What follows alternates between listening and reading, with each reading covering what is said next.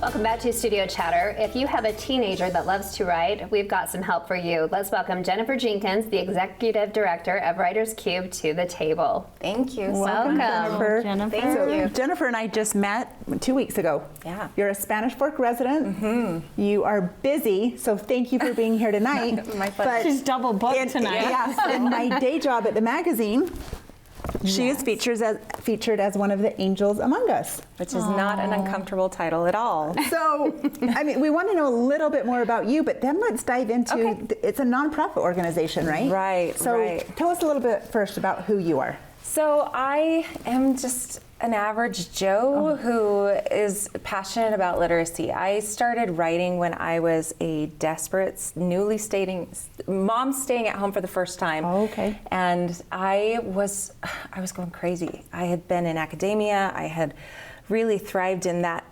teaching setting, and I loved it. And so to go home quickly, and that's probably relatable, was going nuts. And I started to write just to keep my sanity, and fell in love and started a group with a writers group with some local authors. A lot of them are from Spanish Fork, and we were just a writers group. We met and eventually over the course of the last 10 years, a lot has happened. I've published 8 novels. You're kidding. Yeah, I have. Well, I actually should say 7 novels. I have 7 works of young adult fiction. Wow. And then I have a how-to nonfiction. It's called Teen Writer's Guide, Your Roadmap to Writing. But so I did a lot of publishing in that time, but over the last 15 years, I guess, not 10, we also developed a nonprofit organization that focuses on a critical need that we have in our society, addressing the literacy crisis that's growing, the stepping away from creative writing in our high school and junior high curriculum, and what that's doing to literacy in general. So they're not doing that anymore. So it used to be that students could choose between taking a traditional English class or a creative writing class, and they would get their English credit. And in the last 8 years, there has been a shift, and they no longer provide English credit for those creative writing classes. Why? Right. Professor Emeritus, BYU Professor Emeritus, his name's Joseph Lloyd Eldridge. He is one of the leading researchers on child development and literacy. He says that creative writing is the highest form of literacy. Just because it really facilitates critical thinking in a way that research-based writing and other forms of writing don't. And so I agree. Why is it gone? And I actually started a petition with the state about 10 years ago and worked with and was lobbying for an answer to that question. Yeah. Why are we stepping away from that? And unfortunately, creative writing today is becoming obsolescent, let's say. Maybe not obsolete, but it's in a lot of schools it's not even offered. So this organization, Writers Cube Inc., is the nonprofit. We started the Teen Author Boot Camp it was back in 2010 was our first conference. And that, we had like 130 kids show up, and we thought it was a big deal. And That sounds like a big deal. it was a big deal. Well, at the time I was unpublished, and my little writers group didn't even have like a business license or anything. I walked into UVU and I said, "We have a problem, and you need me."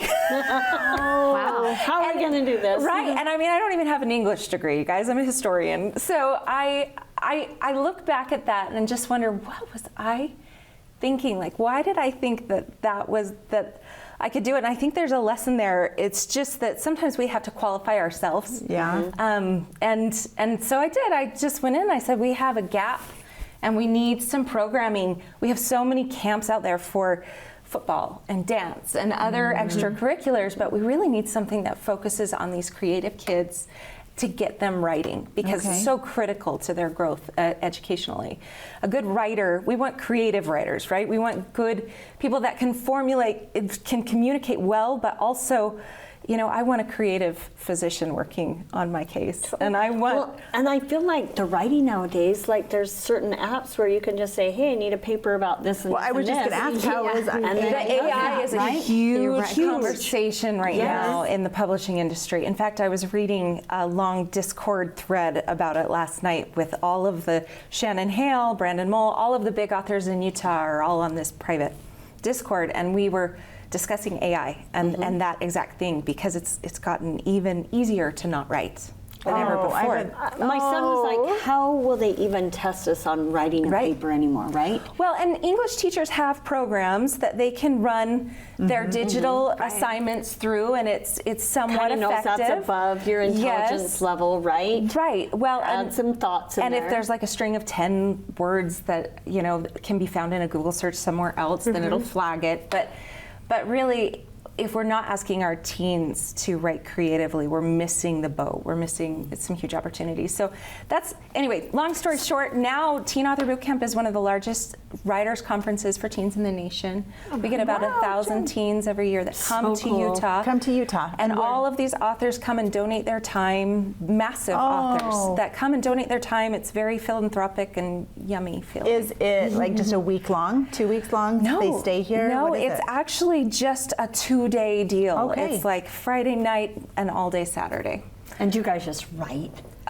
We have provide Like, what does that classes. look like? No, it's a professional conference where teens look at lists of breakout presenters from their favorite authors and go and learn how to build characters and how to develop worlds and how to use prose to convince and make people feel emotion. And so it's really, really powerful. And these kids, I'm actually working on a letter of recommendation right now for one of, I call them my kids. Yeah. And they're so articulate. So if they come to this camp and you only offer it once a year, what are you doing the rest of the year to engage with these? Right, that's a great question. So we actually, this year, we have fall programming where we have a tween conference. It's called Tween Author Bootcamp, very original. And we have a conference in Provo and a conference in northern Utah in Roy. And then we have also our first ever TABC, Teen Author Bootcamp, Weber, which will be up in Weber County. And that's all in November. And then we have our big annual Teen Author Bootcamp in the spring. In between those cracks, we have monthly webinars, we have contests that we're running all the time. We publish about 90 teens a year in Love it. With your nonprofit? Yes. Love it. Yes, we have a short story anthology, we have an annual poetry collection, and we have kids from around the country that participate in all of that. So it's grown into a monster. We have a staff of about 15 that just work their hearts out. That's awesome. So great. So that's the question I have.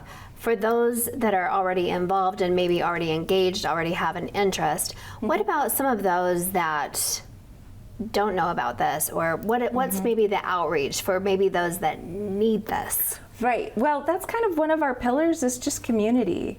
They don't realize that there are other kids that love what they love. And so they come to these events and they're just like, okay, I have a tribe. I have people. I love that. And so that's really powerful. But to find that community, to maybe answer your question a little bit better, every month we have webinars where the kids in a controlled, healthy, safe environment get to come and talk through chat while they listen to these authors. We do breakout rooms. They get to network with other writers. And we have a lot of teens that are writing together with a writer from New Jersey, or you know what I mean? And they so there is a sense of community. If you go to teenauthorbootcamp.com, you can't help but find resources. There's so many resources.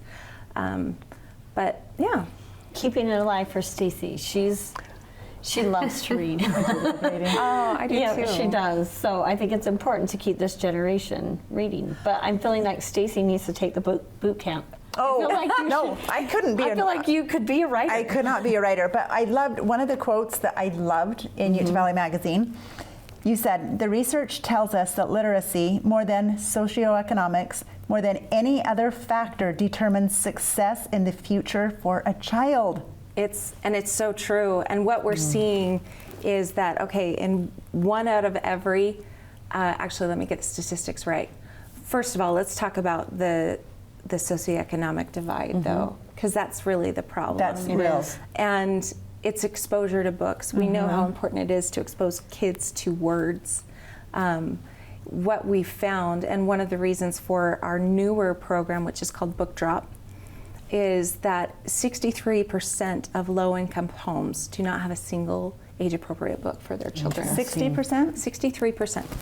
That is a recent Sad. statistic that was just pulled last year. It's staggering.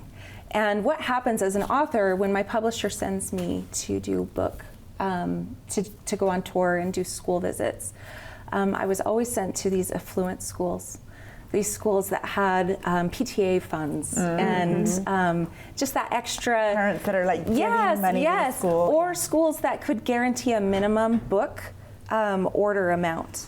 And because it's a business, my publishers want to make money, and so that's Right. where they send me. But I never went to Title I schools, and so Jennifer A. Nielsen and Jennifer Nielsen is like the False Prince. She's a #1 New York Times bestseller. She's fantastic.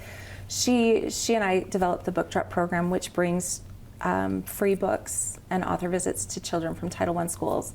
And we were able to donate 30,000 books last year just through sponsorships, grant writing, lots of writing. Are they new books or like? They're new books Okay. that are signed by the author, that these kids get a presentation. And you know how it is when your kids, and authors come to their school and they get so excited to read that book. Yeah. And to hold it in your hands is so different. Yeah, well, Yes. and I can't tell you how many times I've been in, my kids have come home and say, can I buy that book? Or when I've gone to another school and I see the kids who bring me, and I'm gonna get emotional about it. Dang it, they'll bring me like a piece of paper. Can you just sign this? And I'm like, I never make money at those schools. So I'm like, give this kid a book. But it's so important that we give kids something to own that's theirs, that they can open in their home. Dang it! I'm my so gosh, sorry. this No, I love We that love you're this. taking So your that's- talents and what you have and then paying it forward to people. Well, thank you. That's what it's about. Thank you for bringing Yep. some awareness to it. It's really important to me. Thank luck. you so much. Thank you, so Jen. much. You're Yep. local and you're an angel, and we love it. Thank you so much. Thanks for having me, Yeah. you guys. Yep. Coming up, we'll answer some perfectly random trivia questions. Stay with us.